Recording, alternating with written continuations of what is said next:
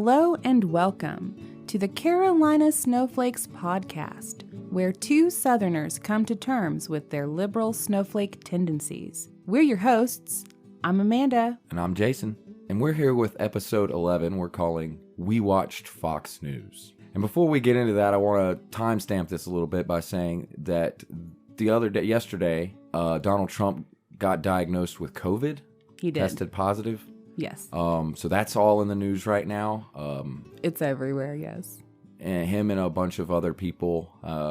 Apparently there was a super spreader event at the Rose Garden. So we wish them well, and we hope they all get better. Mm-hmm. But that's just letting you know when we're recording this. Right. Because that might matter. Yeah, one day. Yeah. So we have been watching Fox News. I mean, not like we like Fox News, but I'm saying we've been watching it, finding it as hilarious. We used to watch it with some regularity. Back in 2015, 2016, during the presidential debates and when Trump was running and all the other Republicans were running, we actually used to watch Fox News. Oh, yeah, because it was funny.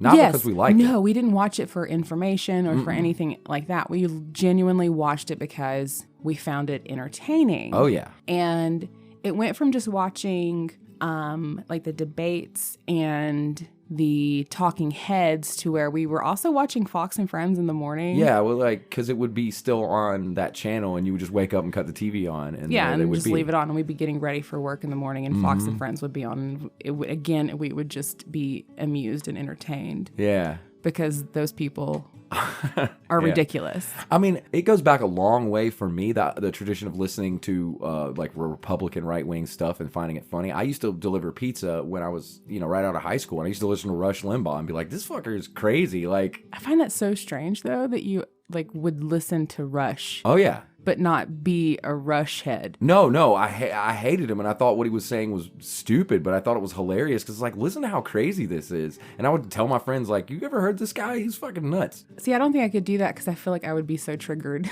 And so, it's so angry. Like the other morning when Ted Cruz was on NPR, and I got so worked up. I was in my car driving to work or whatever, and I was just yelling at Ted Cruz because I was so mad at the things he was saying. I've always had a very strong stomach for stuff like that, even though the last episode where I talked about being on 4chan, it was rough. But I've always been good at being able to get entertainment out of somebody who I think is crazy. And we were able to do that with Fox News for a long time. For that year and a half period. We basically, I turned the channel when Trump won. Yeah. I was like, well, stopped after Trump won. That's it. This isn't funny anymore. Because during the debates, it was hilarious. He was like Little Marco and Lion Ted. And you could see, during the debates, you could see Jeb Bush, just the seething rage within him. You could actually see this man just burning from the inside out with rage. If it was a cartoon, you would zoom in on his eyes and there would be flames flickering in his eyes and smoke coming out of his ears. Yeah. And we loved it. We thought it was hilarious. Just the most entertaining thing ever. And so we got into watching Fox News. Of course, then we became familiar with the people who were on Fox.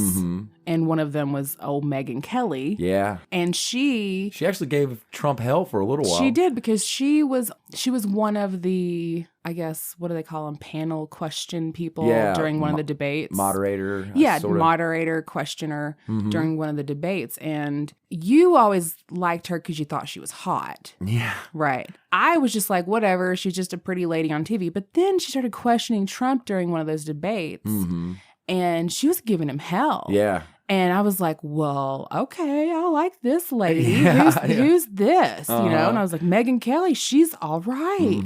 And so when she left Fox because of the whole, sexual harassment takedown and went to NBC, you and I were actually kind of excited because NBC gave her her own show. Yeah, I was kind of excited because I was like, well, she's switching from Fox News to NBC. Yeah, we were like, she's come to her senses and she's getting her own sit-down style, Barbara Walters-esque interview show. It was something I thought was going to be good. Yeah, so we were actually genuinely excited for her. And and to watch her, Uh-huh. especially because I think her very first episode was a sit-down interview with Alex Jones. Yeah, it was. It was an interview with Jones of InfoWars. And they built it up for like 2 weeks Yeah. of like, Megyn Kelly interviews Alex Jones. Mm-hmm. You don't want to miss it. And we're like, well, we don't want to miss it, A, because it's Megyn Kelly and we had this newfound respect for her, and B, because it's Alex Jones and that man is insane. I know. If she gave Donald Trump hell as crazy Right, as I he couldn't is, wait for her to sit down with him and just ask him, like, are you clinically or, Yeah. have you ever been diagnosed with, Yeah. with something, sir? Because you seem nuts. Mm-hmm. All your conspiracy theories. And Oh, yeah. What was it? The frogs are gay. Yes. Was it water turning the frogs gay? Yeah. Well, so if you're not familiar, Alex Jones runs a website called InfoWars, and he's a big conspiracy theory crazy person. And during Obama's presidency, one of his conspiracies was that they had a chemical in the water that was making people gay, and it got leaked out into the water. It was making the frogs gay, and he was very upset about that. That's one of like many. Oh, well, he was a denier of Sandy Hook.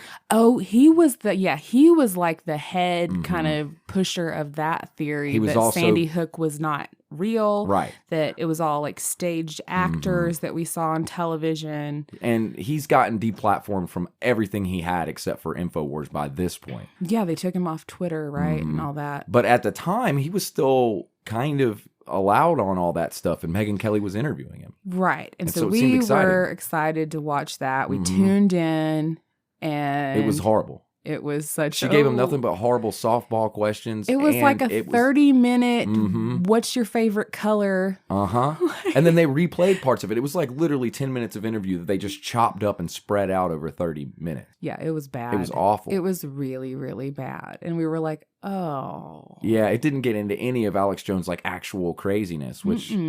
No. What was the point? There was no point. Yeah. Why sit down with him if you're not going to get. She has since then just sort of fell off. Her show was terrible. She interviewed somebody else. She's not on there anymore. Right. They took her off in less than a year. Yeah, she didn't even make a whole season because it was bad. It was just bad. Yeah. And now she's not doing. I don't know what the hell I don't think she's now. doing anything as far as like that goes, talking head stuff.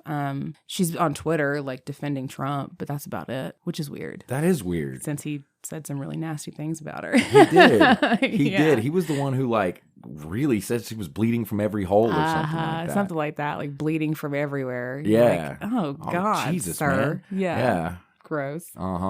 Gross to you, sir. And part of the reasons why Megyn Kelly left Fox News was because that was during that whole like Me Too movement, when all of these like top level executives and talking heads and important people were getting accused of, and in some cases arrested, charged, etc., for violating women. Yeah. And it was happening everywhere. Yeah, and Megyn was one of those who lodged complaints against the folks at Fox News. Yeah. I remember that very specifically because that was one of the reasons she was gone from there. Yeah. Yeah, because I don't know if it was related to Bill O'Reilly or not, but I know that Bill O'Reilly was one of the people that also I can't remember if her complaints were against him directly. I think or she if had they, some. I don't remember. Or if they were sure. against Roger Ailes, who was the CEO. I can't remember the details. Because he had his own. And this was 4 or 5 years ago.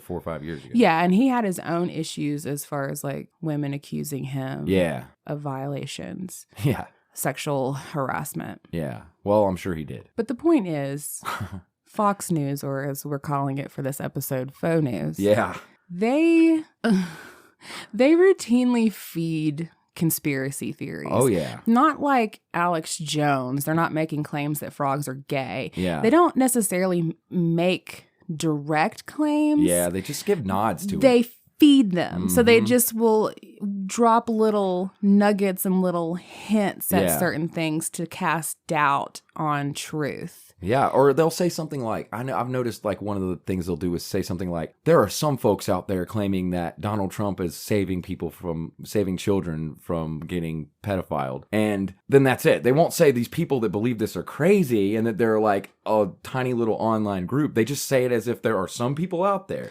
Yeah. They just give a little nod. Yeah, it's like they give more weight than it's worth to the conspiracy theory. They'll actually issue like retractions or corrections later. Yeah. But they do it very quietly. Oh, yeah. Like, so they'll say something that's completely false and then the next day, in a very small print on their website, they'll make a statement correcting it where they know no one's going to actually see it.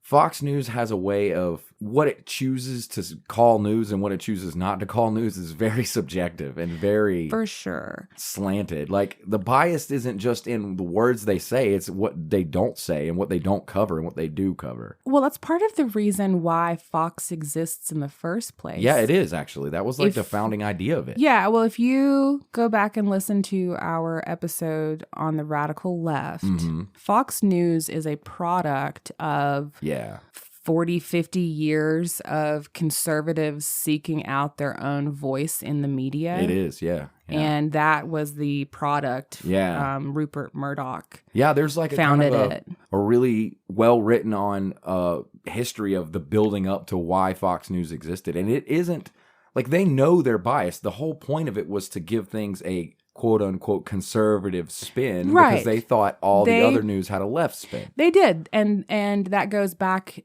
in that episode I talk about in the 40s when they started producing those magazines. To give readership. I believe Human Interest was one of them. And something Mercury. Yeah, to give a voice to conservatives through written media. Well, with the rise of television and then cable television, this was an opportunity to give a voice through that media. Yeah. And thus Fox News was born. It was. And they do acknowledge, I mean, they, as you said, that was part of the reasons that they were founded was to be a conservative voice, but they also like to fancy themselves as journalists. They do. So they have to some degree mind their P's and Q's because they can get stripped of that title of like a news source if if they consistently are not reporting news in a factual and unbiased way. Right. And they skirt that line. Oh, yeah. Constantly. Well, that's all they do. They live on that line. They constantly defend Trump. Oh, yeah. It's just propaganda for Trump at this point. And not even in a way that's like overt. Again, it's much like the conspiracy theories where they'll drop little nuggets. It's not, they don't come on the air and say like, Trump is the best president who ever presidented in the history of presidents. Trump says that himself. Yeah, he does. Fox comes on and talks about these alleged great things that Trump is doing for America over and over and over. And then they'll talk about how terrible things would be if he wasn't the president. Right. And that kind of puts the fear into the viewer. Yeah, and then Sean Hannity will yell at somebody about defunding the police and... Right. And talk about how if you defund the police, then it's just mass chaos and people are going to get murdered in the streets and there will be no law and order. Yeah. So they spin the narrative constantly to create a lean. Yeah. But I feel like I like seeing that because I like seeing what everyone's doing. I mean, it's so obvious with Fox News. You don't really have to watch more than a few minutes of it to get what they're doing. But I don't know. I guess I'm a masochist because I was able to watch it for a really long time. I was only able to watch it because at that point I found it entertaining. I still do kind of. I don't anymore. Yeah, it got too real. they do things like defend Trump's comments and his actions. They do. And that really disturbs me. When Trump came out, you remember the Unite the Right rally in Charlottesville where the guy ran over and killed the girl. Yes, Heather Heyer. And Trump came out and made a statement about there are good people on both sides. Yeah. Well, Fox News picked up the story and defended his comments about he's a president who's trying to unite us and he clearly sees the good in all people. And it's just like, nope, changing the channel. Yeah. Nope. Well, I agree. I mean, it got too real is what happened. It got too real. And then they've continued that with coronavirus. Oh, yeah. And actually been a little more blatant, both in downplaying the severity until just recently, really. Yeah. Where they're like, oh, it's not that big of a deal. If you're not old or infirm or feeble, then you'll be fine. Oh, yeah. They were doing that. And they were also touting the greatness of this hydroxychloroquine stuff, medication that Trump, I guess, has stock in or something. Yeah. Which, ironically, now that he himself has COVID, they're not giving him hydroxychloroquine. I know, I noticed that. They're giving him the other one. That remdesivir and then some like antiviral test medication. Yeah. No mention of this hydroxychloroquine at all. That's interesting. Oh, the irony. Mm-hmm. During the Russia investigation, Trump would always make claims that it was a witch hunt, remember? Yeah, oh yeah. And he was just raging about Mueller. Uh-huh. And still Comey, even though by that point Comey was like gone. Yeah. Yeah. Anyway, He witch was hunt. really mad at Comey. He still is. He still is. Yeah. Fox at that point also supported Oh yeah. the argument that it was a witch hunt. For sure. And this is one of those like kind of running jokes that when literally every other station is covering hard news on Trump doing something bad or saying something stupid, Fox is covering something like, the ducks are flying south for winter. Yeah. Let's watch. You know, and you're like, what are you people doing? Uh-huh. Like, that's a running joke it's hilarious. about how they just won't cover the news. They'll talk about anything else. Over the years, though, I have to say there are some funny things that I've seen on there, especially on Fox and Friends. They had this like low budget vibe sometimes where they'd be sitting there recording outside and it'd be too windy and their hair would be blowing and they couldn't really communicate and they'd be yelling. Or if you've ever watched like morning news, like on the big stations, so like Good Morning America, or like Morning Joe or whatever, when they're filming outside, this is all pre-COVID, obviously. Yeah. They would be filming outside. They would routinely have like masses of people in the background. Like the tourists would come to Times Square or wherever they're filming. Right. And they would stake out at like 4:00 in the morning. I think it's at 30 Rock. Yeah. And wait for the shows to begin filming so that they could hold up their signs and wave and, and be seen. Well, it was never like that on Fox and Friends. It wasn't. It was always, there was one guy. There was one time we were watching in the morning and there was one guy in the background. Just sipping coffee. Standing there staring directly into the camera from behind the morning show folks. Just sipping his coffee. Just staring directly into the camera. Sipping his coffee and staring into the camera. And we were just like, you and I were just enamored with him. I was dying laughing because he was there for like 10 minutes while they're pretending to do the news. Behind them is just some guy staring directly into the camera every 10 seconds or so, taking a sip off of his coffee. See, those kinds of things are hilarious. They're hilarious. And then the Fox and Friends crew, so it's 2 guys and a girl.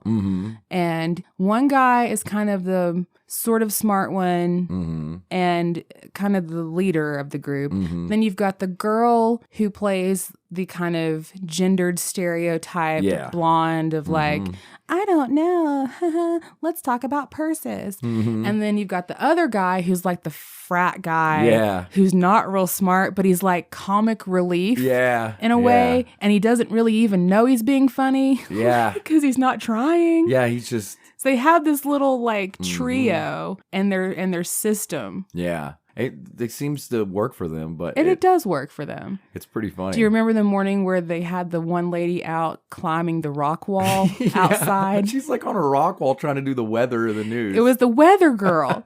they were filming Fox and Friends in the morning, and they had a segment on like outdoor activities. And they had put up one of those big rock walls. And she was climbing. And they had the weather girl climbing this rock wall while giving the weather forecast for the nation. And it was really bad weather that day in New York. So it was really windy and like leaves are blowing around. And she's like slinging around on her little ropes and harnesses and talking about it's going to be sunny in California today. But then she starts saying, I can't even read the monitor, guys. I can't even see it. Yeah. And she's like, actually, to be honest, I can't see the monitor right now. So I'm just going to wing it. And the Fox people were like, okay, great, thanks. That happened just one random morning. I remember laughing my ass off at that. So that's one of the joys of watching Fox News. At least it was. It used to be. I wouldn't do it now. I don't think it's the same anymore. No way. There was also one, I think it was Fox and Friends, when they brought out the server. Oh, yes. Because if you guys remember... The server. Hillary Clinton's emails were the talk of Fox News. They were. For like months. They were obsessed with this woman's emails and where they were. So one morning on Fox and Friends, they decided to talk about what is a server. Because if you remember, Hillary had a server in her home. Yep, that was what everyone was upset about. And I guess she wasn't supposed to, or it wasn't secure or whatever. Well, they wanted to educate their viewers as to what a server was. So they brought out a nerd carrying a server. A blade server, for those of you out there who might know. Sits it on the table and just is like, don't touch this. Yeah. And of course, the three Fox and Friends hosts gather around and they're looking at this and they're like, so this is Hillary's server? And the guy's like, no. And the nerd's like, no. This is just a server. It's just a server. So this is Hillary's server in her house? And they're like, no. No, this is just an example. It's just an example of a server. And they're like, so her emails are in here? And he's like, no, they're not in here. Don't touch it. Don't touch it. It's $20,000. And then they went, how much is it? And they were like, he was like, $20,000. Yeah. And they were like, oh, well, I don't want to touch. Okay, that. well, we won't touch it. So, but wait, okay. So what you're saying is this is the server that Hillary had in her house. And the guy just eventually got exacerbated. He was like, yep. Gave up. He was like, yes, it is. This is Hillary's server. This is it. It was really fun. I do remember that. The tech dude, like he's holding this, blade server that obviously fits in a cabinet, like a server cabinet, and kind of not supposed to just be held and walked around. It's specifically supposed to kind of sit still. Just supposed to sit in a room. And for him, he's just thinking this thing's worth 20 G's. Yeah. And he just kept telling him, don't touch it. Yeah, and then finally just gave up when they asked if it was, when they kept asking if it was Hillary's server. So if we open that, will there be like, will the envelopes be in there? The emails fall out? Be in the envelopes? Will they fall out? And the thing is they weren't being funny. I know. Like they were trying to like keep the conversation going for this morning segment. I remember that moment. And it was just ridiculous. That was and an excellent we moment. died. We died laughing. It was so funny. Really funny. That's kind of the comic relief that we got out of it. I think that was the reason we did it. If you can't understand why we would do that, that's why. Yeah, and then also we really came to like some of the people that were in the Trump administration that we regularly saw on Fox. Yeah, they were funny. And now we somewhat miss them. Yeah. Like we kind of miss some of them. Yeah. Seeing them. Like old Sean Spicer. Yeah. Remember, he was the secretary. What was he? He was the press secretary. Press secretary. Yeah. Yeah. And he hid in the bushes. And he did hide in the bushes from the reporters. He got so overwhelmed one day from the reporters asking him questions that he ran and hid in the bushes and pretended he wasn't there. Yeah. But they took pictures of him in the bushes. Yeah. And all he wanted to do was just be the Easter Bunny because that had been his job previously. And he ended up on Dancing with the Stars with that bitch Carol Baskin too. Yeah. Well, he wasn't on the same season as her, but he did eventually end up on Dancing with the Stars, and that was weird. I remember him wearing that lime green skin tight suit, remember? And you're like, what is he doing? Yeah. And he's dancing around. Yeah. There was a good SNL sketch where they used to do Sean Spicer and he would like drive his desk at people or his podium be like, people. back up, that was pretty funny. He was one, and then the other press secretary that we thoroughly enjoyed. Sarah Huckabee Sanders. Oh, man. That woman is amazing. Hey, guys. She was just a bulldog of a woman. Yeah, I mean. She just came out just like with devil eyes. She just looked. Devil eyes. She shot daggers. Fists just punching. Just take that, you stupid little pansy reporter. Shut your mouth. Don't you talk about my president like that. It was really funny watching her flounder up there. Just no nonsense. Just punching. And I knew Trump was watching her loving it. Oh, he loved it because she just, fiercely, doggedly defended him anytime no matter he what. was criticized, no matter what. Yeah. The only time I saw her ever crack or break under pressure was when they brought that little kid in. And and she's a mom. And so this little kid stands up and asks her a question, and she just starts crying at the podium. She's like, you guys, you're just making me cry. I know it. Oh, yeah, I remember that. Oh, that woman. She was something. So she was a person that we just, watched and were amused by. And then others would be Omarosa. Yeah. Do you remember she was a thing for about 20 seconds? Mm-hmm. She would be on all the time, depending on the day, talking shit or loving Donald Trump. Depends on what day it was. And she had no real qualifications to be there. But then again, none of them really do. No, that was kind of what made it so amusing. It was like reality television. And then when he finally fired her, whatever happened, she went out and of course wrote a book. Yeah. Like a tell-all. They all have written books at this point. Mm-hmm. She was one. Then we also used to just watch in awe Steve Bannon. Oh, yeah. With his 1,000 t-shirts. Yeah, it was like jacket. Sweaty. Uh-huh. Rudy. God, that guy. Sweaty, alcoholic-looking man with his 5 shirts and his jacket. Yes. Atop those 5 shirts. Man. Just oozing sleeves. Yeah, it's sweaty, gross, and then the things he was saying was greasy and sweaty and gross too. It like matched his personality. It like matched his look. Well, he's been indicted, Yeah. He got charged because he started that GoFundMe to build the wall. That actually raised money. People donated to build the wall, but and I guess just kind of took a bunch of it. He just took the money. He was like, sweet, I'm going to go not build a wall. Yeah. But thanks. Yeah, so he's been indicted for that. And then Jeff Sessions. Yeah. Well, he was kind of a turd before. He was a total turd. He'd always been a turd. Yeah. What was he? He was was he Attorney General? Yeah, I think so. Attorney General. Because, he was like the country's attorney. I think so. I can't remember, honestly. What and Trump used to just go around and around and around with him because he got mad because Sessions wouldn't defend him during the whole Russia investigation.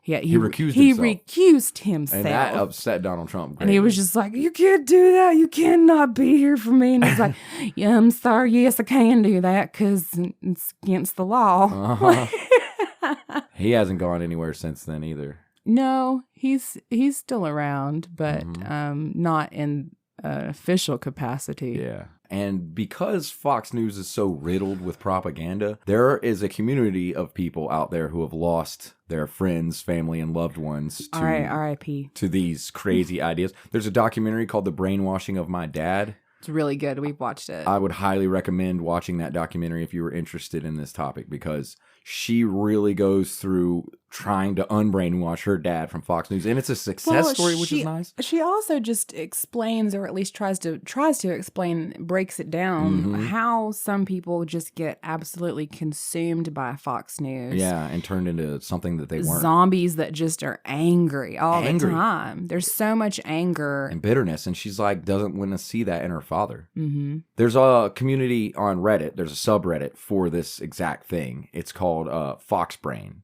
r/Foxbrain. So it's like a support group for people? Yeah, actually, what it says is Foxbrain is a recovery group for people who have lost a loved one to Fox News and other extreme right-wing news sites run by the Murdoch family. You are not alone. This is a place to share your experience and hear from others how they have coped with seeing family members become increasingly bitter, angry, xenophobic, and racist due to their obsession with Fox News. It's definitely a thing. That's what it says at the top of the subreddit. That's the definition. And I checked it today, right before we started recording. It has 4.1 thousand members, and it was created April 10th, 2019. Yeah. So you have to think that's a lot of people within the last year and some change that have went on there and found this place. So it's a pretty populated place. And to give you an idea of what it's like now, here's just the top few posts that were up today. College student stuck with 2 Foxbrain parents. Help.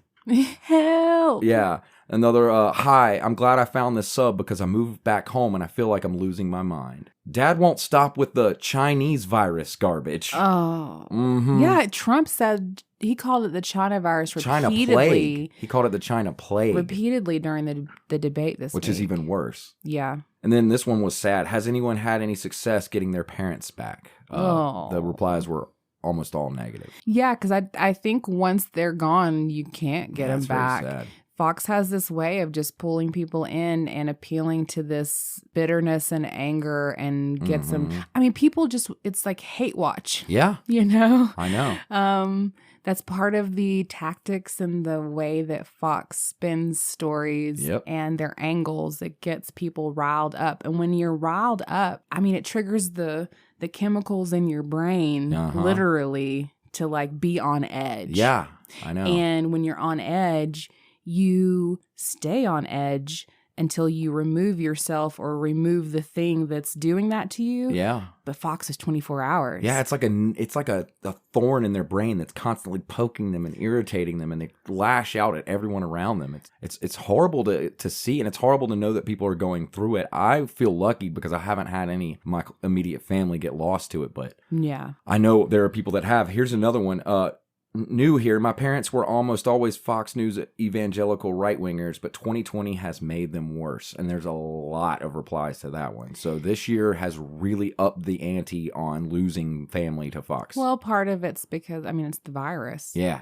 That has exacerbated an already existing problem, because I think that documentary that we watched, The Brainwashing of My Dad, that was several years ago. Oh yeah, that documentary is years old. Yeah, and so if it was already a problem then, it's way worse now. It's significantly worse now. And what's so interesting, you don't Facebook much, but I do. I see people on Facebook making comments that are almost verbatim what you would hear on Fox News about topics. And I'm just like, they're literally regurgitating what Fox told them. Exactly, word for word in sometimes. And some of it's crazy talk. I know. This one was my favorite one, and I kind of want to go into this one. It said, I feel like my Fox brain parents might be trying to sabotage my future career, which is an interesting thing. And so this guy is posting saying that he's in law school and he's really interested in studying environmental law, but his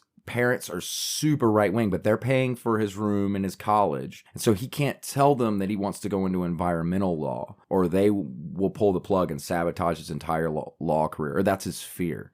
Wow. And whether or not someone's parents would do that, or whether or not this guy's even true, it's just, that's a reasonable, that I could see that happening. I'm sure that it could happen. Yeah. And probably in some cases would happen. Yeah. I mean, he got some good replies, like, just tell him you're studying, quote, corporate law. That'll settle it. He's like, time to learn corporate law. Well, you just don't tell him it's environmental law. Fox doesn't really beat around the bush when it comes to their climate change denial. Right. And I think if he told his parents that he was going to be studying that, they might be like, we're not paying for you to go study some Democrat hoax. Yeah, we're not paying for you to go be some dirty hippie right. in the woods with a bunch of socialists. Right. That one, that was a really interesting post. I liked it. He got a lot of really positive replies of people trying to be helpful and give him ideas. Well, I'm glad they have a community. They do. It's an active community. For sure. I bet there's probably similar groups on Facebook and stuff. I'm sure that there is. I just am familiar with this Reddit because I spend time on Reddit. So yeah, that's like the effects in the community that rose up around, like, actually having someone in your life fall victim to this. I mean, we have some friends that have done it, but I haven't lost a really close loved one. No, thank goodness. Thank goodness, yeah. But if it happens, I'm glad to know there's some people out there who have felt it. And if it's happened to you, if you're listening to this and it's happened to you, there are other people. There are people who have had the same thing, and it is a sad thing. You've lost somebody. You really have, because I don't know how successful you could be at getting someone back from that. Short of literally turning their power and cable off, I don't know how you would get them back. Yeah, because Tucker Carlson's going to be there yelling with his bow tie and his... and Hannity with his thumb-shaped head. Yeah. And Hannity used to have a left-wing guy named Alan Combs. He used to do a show called Hannity and Combs that was actually kind of theoretically supposed to be balanced. And he's not the exact opposite of that now. He lost his Combs, and now he's just Hannity, and he's off the deep end. Yeah, he's completely off the deep end. But on a lighter side of things, perhaps maybe we should meander from Fox News over to another part of the internet where you leave reviews for things. Ooh. Maybe some unnecessary 1-star reviews. Oh. What would you think of that idea? I think that sounds wonderful. 1-star reviews. I have here a review for a giant teddy bear. This giant teddy bear costs $124. So it's like a 7-foot tall giant teddy bear. Okay. Let me ask, what would you do with a 7-foot tall? You give it to a partner, a loved one, or a lot of the reviews I think were for people giving them to their kids who, like, their kids wish for a giant teddy bear that's bigger than them. Oh, okay. So this review is from a Amazon customer. It's 1 star. It says, "Will steal your woman," which I thought, what? This bear might been great. I don't know. I sent it to my girlfriend while I was deployed. A few days later, she broke up with me, and I can't help but blame the woman-stealing bear. I'll see you in hell, bear. That's a pretty good one-star review. I'll see you in hell, bear. I'll see you in hell, bear. You woman-stealing bear, you. Yeah, I thought that was pretty good. And he spent $125, and now the woman has left How him. come you've never bought me a 7-foot teddy bear? I didn't know you wanted one. Well, I didn't know that. Well, I won't get you that one. I didn't know one that existed. Yeah, you might lose me, babe. Yeah, so here's another one for the book by David Horowitz. It's a Trumper book, so it fits right in with this whole thing. It's a book called Blitz. Trump will smash the left and make America great. So, you get the kind of content that it is. It's just propaganda. He will smash the left and make America great. Yeah, and this review is from Ivana. It says 1 star. Garbage. Sure to make your grandfather pace the nursing home hallways and mumble under his breath at passing black teens. Was that Ivana? Wasn't that Trump's second wife? Yeah, maybe it was her. That is the person who posted. Because he was married to Marla Maples, and then he was married to Ivana, and now he's married to Melania. Maybe it was her. She's like, made my grandpa racist, this book did. And this next one is funny because it's for I Saw a Tiger by Joe Exotic. Is that a song? Yeah, it is a song. It is a song by the famous Joe Exotic from Tiger King fame. And it says, 1 song. Thought this was going to be a great CD purchase when I was high, but it only has 1 song. I'm a little sad. So old dude was high and thought, hell yeah, I'm getting me a Joe Exotic album. Joe Exotic album. It was probably like $3 or something. He's like, $3, heck yeah, I'm buy it. And then he's like, wait a minute, it's 1 song. Yeah, the reviews on this thing are actually horrible. He has 50% 5-star ratings, but 31% 1-star ratings. People were not digging I Saw a Tiger. Well, it's too bad. I know, poor Joe. Poor Joe Exotic. Yeah. This is a review for Tide Pods, some Tide Pods. Tide Pods, yeah. Yes. I would have thought I was expecting a culinary review, but this actually isn't. Tide Pod tastes like shit. No, this is Daniel J. Silverstein wrote, buyer beware, Pods material can fuse together clothing in the dryer. Okay, so it like welds your clothes together. But you don't use them in the dryer, they're for the washer. Right. Well, Daniel. There's a lot going on here.